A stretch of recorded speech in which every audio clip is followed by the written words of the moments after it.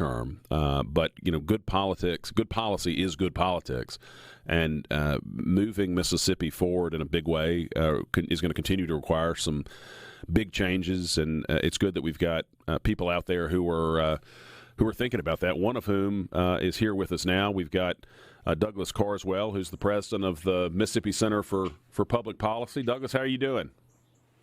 Good morning, Lucien. How are you? I'm doing well. Now, where are you? I hear those beautiful birds chirping there. I'm in the free state of Texas, where they have low taxes, no income tax, and lots of economic growth. There could be a model for us to follow there. I'm for it, and appreciate all the good work y'all do there. I'm curious. I do want to talk about some of MCPP's focuses, but I'm curious to talk briefly. I know you didn't move from the United Kingdom to the U.S. to talk about British politics nonstop, but I suspect you're getting lots of questions about what's happening about the race to choose who's going to live at number 10. Yeah, I mean, I was a member of Parliament for 12 years before I came here, and I know many of the players. I know Boris very well. I know Liz Truss very well. I know many of the players in the current British political saga unfolding. I mean, it's very sad that Boris Johnson turned out, he was elected to be the next Ronald Reagan, and he ended up governing like Nancy Pelosi. And I think there's probably a lesson for American conservatives there. If you're elected to be conservative, for goodness sake, be conservative, cut taxes and deregulate, and don't do things that progressives would do.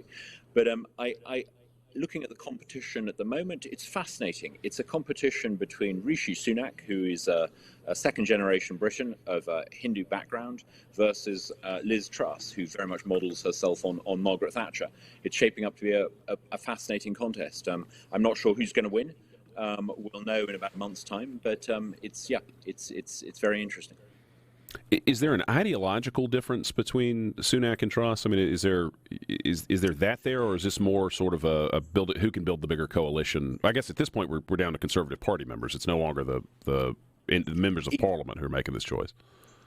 Exactly. It's a closed primary of Conservative Party members. There is an ideological difference. There is a difference between what you might call the Treasury orthodoxy. These are the kind of people who've been running the economy for the past 20, 30 years. Rishi Sunak very much reflects that orthodoxy. He says you can't have tax cuts until you've got growth to pay for them. Liz Truss says that's nonsense. In order to get growth, you've got to cut tax. So it's a long overdue debate in conservative circles on both sides of the Atlantic. How do you get the economy to grow? Liz Truss says radical deregulation and tax cuts. Now, in your previous piece, you were talking about how difficult it is sometimes to deregulate. We all know that the benefits of regulation, if there are any, the gains you might say are very concentrated, and the costs of that regulation are very dispersed. That makes it politically very difficult to deregulate. But Liz Truss is showing that actually you have to do that if you want to grow, whether it's in Mississippi or in England. You need to deregulate. That's interesting. So there is a real ideological divide. How, not to get too deep in the weeds on the 1922 committee and all the sort of workings in Parliament, but we went through this initial stage where the members of the Conservative Party in Parliament, voted among the different candidates who were eligible to run. We've gotten it down to 2. Who are the Conservative Party members who are actually making this choice now? Because as I appreciate it, it's distinct from the way it would work in Mississippi, where I could decide I'm a member of this party today. I'm going to come in and vote. It's can you walk us through a little bit the function there? To be eligible to vote, you've got to be a paid-up member of the party for at least 3 months. So that means basically you've had to pay, I think, about $20 and formally said you're a member of the party. That gives you the right to then vote in this contest. There are probably no more than about 200,000 party members in the whole country. So, you're talking about a very small percentage of the population, in effect, choosing the next prime minister. It's not a necessarily a very logical way of doing it. Whoever becomes prime minister is going to, in effect, be on probation until they win a mandate in a general election. But given the parliamentary system, whoever becomes prime minister is the person who can command a majority in Parliament, and that will be the next leader of the Conservative Party, as chosen by about 200,000 members over the next few weeks. And assuming that Parliament's not dissolved early, when is the next is there a general election scheduled already at this point? No, the maximum it can be is a 5-year term. I think the previous term was November 2019 or December 2019. So, do the math on that. I think that means you've got a maximum of till 2024. That means that whoever comes in has got not really that long to try to turn the economy around. The British economy is in a mess. Boris Johnson's high tax policies and radical environmental agenda of trying to introduce net zero policies. These are basically mean that the living standard of ordinary people in the UK is falling for the first time in a generation, and whoever comes in has probably got about 24 months to turn that around before they face the voters. You can see from America that actually, if you pursue green policies, it has enormous electoral consequences. Well, I think it's going to be very difficult for whoever becomes the next British Prime Minister. They're going to inherit some really extreme Nancy Pelosi-style environmental policies, and they're going to have to dismantle them very quickly. And I'm not sure they're going to be able to do that in time for the next election, but they're going to have to try. As you mentioned, you were a member of Parliament, a member of the Conservative Party in the UK for 12 years. Is your sense of the rank and file, the sort of backbench members of the Conservative Party, is there a fair amount of ideological conservatism? Or I know you can't perfectly import it from one country to another, but there had to be a fair amount of support for what I would think of as sort of leftist green policies among the Conservatives for Johnson to be able to push them, or am I misreading that? I think the puzzling thing is why on earth Boris Johnson pursued these green progressive policies when there's almost no demand for them amongst his electoral coalition, or indeed amongst the ordinary rank and file members of the party. Really interestingly, both candidates in this competition are really vying to claim that they are the heir and successor of Margaret Thatcher. So I think the ordinary members who will be deciding this competition are actually pretty solidly, pretty soundly conservative. They're very conservative in the tradition of Ronald Reagan and Margaret Thatcher. They believe in limited government, less regulation, lower taxes, and they don't really buy into any of this green nonsense. So I think actually one of the consequences of this leadership contest is it's going to really sort of put on trial many of the environmentally radical policies that the Boris Johnson government flirted with. I think it could mean that actually conservative leaders in Britain go back to being proper conservatives. At least that's what I hope. Oh, that would be wonderful, and I'm glad to hear that you think that's reflective of what most Conservative Party members want. That it's not that there's been such a drift towards the left that's no longer electorally feasible. We see this with the Conservative movement on both sides of the Atlantic. We see when the leaders of the Conservative movement in London or in Washington lose touch with their base, they always drift to the left. You always need grassroots conservatism, the power of the primary, if you like, to bring the Conservative leaders back to what they should be doing. Yeah, and I feel like this is true in Washington. I wonder if it's true in London, that when you get to the real the elected leaders, the sort of elite that are in Washington, their personal views, no matter what they say when they go back home, or actually reflect more of this sort of elite coalition that's far more to the center or to the left than what a lot of the people who elected them there to do, and they sort of serve that coalition rather than the electoral coalition that put them there a lot of times. Yeah, they forget who sent them to. They forget who put them in power. Yeah, absolutely. Douglas, you have time for one more segment. I'd love to talk a little bit about some of the good work that the Mississippi Center for Public Policy is doing. I'd love to. If the background noise is not too noisy, I'd love to stay. No, it's perfect so long as our connection stays good. We'll keep talking with Douglas Carswell after the break. This is Lucien Smith in for Paul Gallo here on the Gallo Radio Show on SuperTalk Mississippi. Good morning, everybody. This is Lucien Smith, in for Paul Gallo here on the Gallo Radio Show on SuperTalk, Mississippi, coming to you live from the Trustmark Bank studio. Life's beautiful when your bank fits you to a T. Trustmark, people you trust, advice that works. To learn more, go to trustmark.com, member FDIC. Here with us by video link is Douglas Carswell, the Mississippi Center for Public Policy president. If you tune into Gallo in the 8 o'clock hour to catch a bit of British politics, I'm afraid you're going to have to pick it up on the archive, because we're going to move on from what's happening in Westminster. Douglas, tell us a little bit about the Mississippi Center for Public Policy and your experience since you've been running it, and what all y'all do. I've been here for about 18 months now. We are a free market think tank. We believe that liberty and freedom are the motor of human progress. They would allow people to prosper, and that we need much more liberty and freedom here in Mississippi. One of the reasons why Mississippi is 50th out of 50 states is because Mississippi lacks freedom and liberty. There are too many permits, taxes are too high, there's too much regulation. Politicians basically have too much of a say in our lives, and we exist to try to change that. We have been fighting a number of campaigns over the past 18 months. I think we've had 2 or 3 big wins. The reduction in income tax, we think that was a really important step forward for our state. We are in favor of complete abolition. We want to be like Texas or Tennessee or Florida and not have a state income tax. But we think that what we've managed to achieve is a big step forward.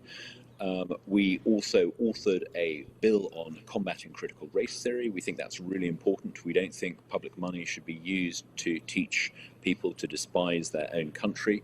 And thirdly, a universal occupational licensing law. We were delighted to help spearhead that campaign and stand shoulder to shoulder with the governor when he signed that legislation into law. So we believe in that kind of reform, but we think we need to go much further. So we've got a really quite bold and radical program. We keep asking the fundamental question: how come, if we've got a supermajority for conservatives in the state of Mississippi, are we not seeing more radical, bold reform to change our state for the better? And we think that actually we need to change that. So we are trying to make sure that we get real change and see Mississippi improve and elevate. As you obviously, we're moving into the 23 legislative session, or will be next year, which is an election year. Never the best year to get big things done. But what are sort of the main policy focuses you've got as we gear up for the 23 session and looking ahead to 24? Well, I think the argument in favor of further tax cuts needs to be made. We were told that we couldn't afford the complete abolition of the state income tax because there was concern that we might not have enough money. But it's clear that the state surplus is larger than it's ever been. So I think we need to look seriously at tax cuts and tax reform in other areas. I think education, it's difficult for Mississippi to really address many of the other social and economic problems we have without addressing the issue of education. Now, don't get me wrong, Mississippi's got some great public education happening in the state, but it's also got some pretty mediocre public education happening in the state. We've got lots of school boards that are often run in the interests of the overpaid officials who are supposed to run them in the interests of children in their areas. And I think we need to have a conversation about whether we need more charter schools in Mississippi, whether we should allow mums and dads in certain school board districts to control their child's tax dollars. They've managed to introduce systems that do this in West Virginia and Arizona. Why can't we do it in the Delta and Mississippi? So I think we need to focus on public education and have a conversation about what more we can do there. How do you, when you talk about these ideas to elected officials, whether it's at the very high levels or freshman members of the legislature, what sort of response do you tend to get as you talk about these ideas?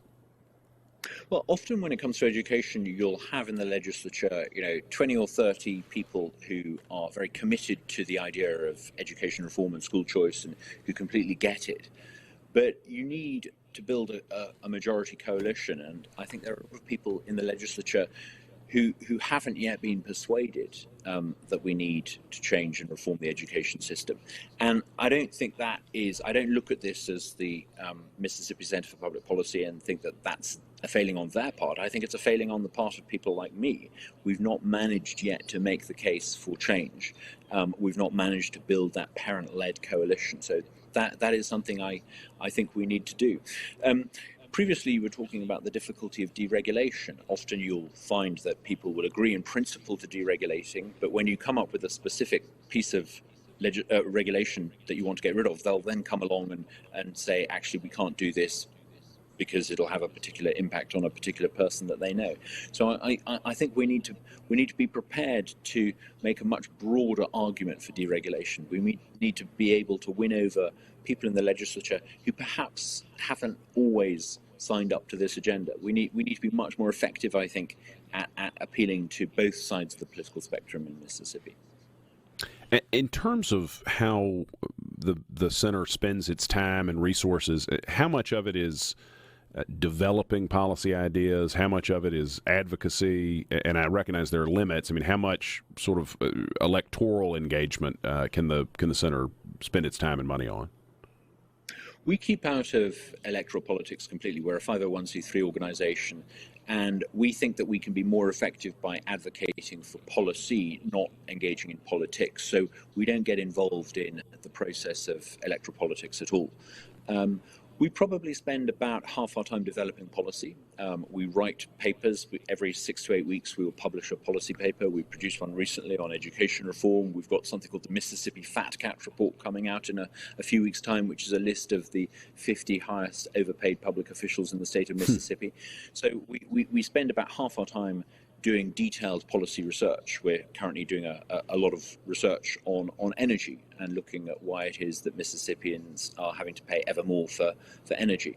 And then we probably spend about half our effort in advocacy. We've built up this phenomenal capability of connecting directly with ordinary Mississippians. Every month, almost 90,000 individual Mississippians will read I don't just mean receive, they will read our weekly newsletter. That is a phenomenal reach that we've built up, and it allows us to engage very directly with ordinary Mississippians on many of these issues. And I think it's phenomenal that you do that, because to my mind, and you know this from your time in electoral politics, you've got to getting people engaged is the biggest way that you can move things forward on a policy front. And it's a lot easier to get people engaged on some issues than others. And like Russ and I were talking about before, some of the big things that are really going to move Mississippi forward are things like the regulatory reform, tax reform, that don't necessarily generate just groundswells of support without an awful lot of effort by folks like you in the center to engage rank and file voters to make sure they're aware of and why they need to engage. You're right, but I think it is possible actually to generate that groundswell, and let me explain.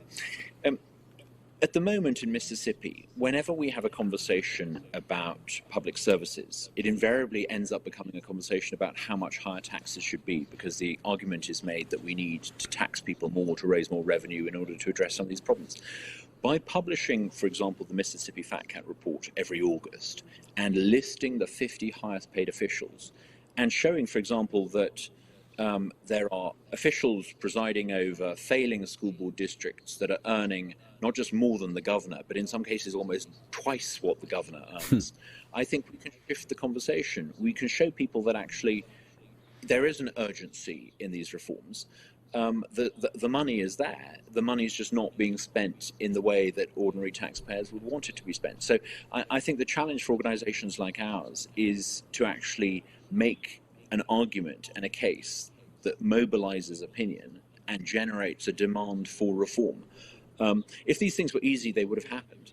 If limited government and low tax was obvious, everyone would do it. It's not obvious. That's why we exist. We need to make these arguments. And I think we're having some success.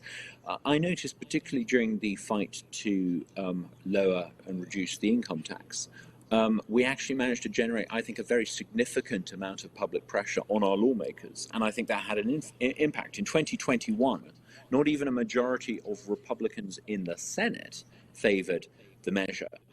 By the end of 2022, that was their idea to start with. So I think we can shift the dial. Well, y'all do fantastic work, Douglas. I'm glad glad the center exists. Glad you're leading it, and glad you're here in Mississippi, even if you're in Texas today. So thanks for taking the time to talk to us and discuss everything.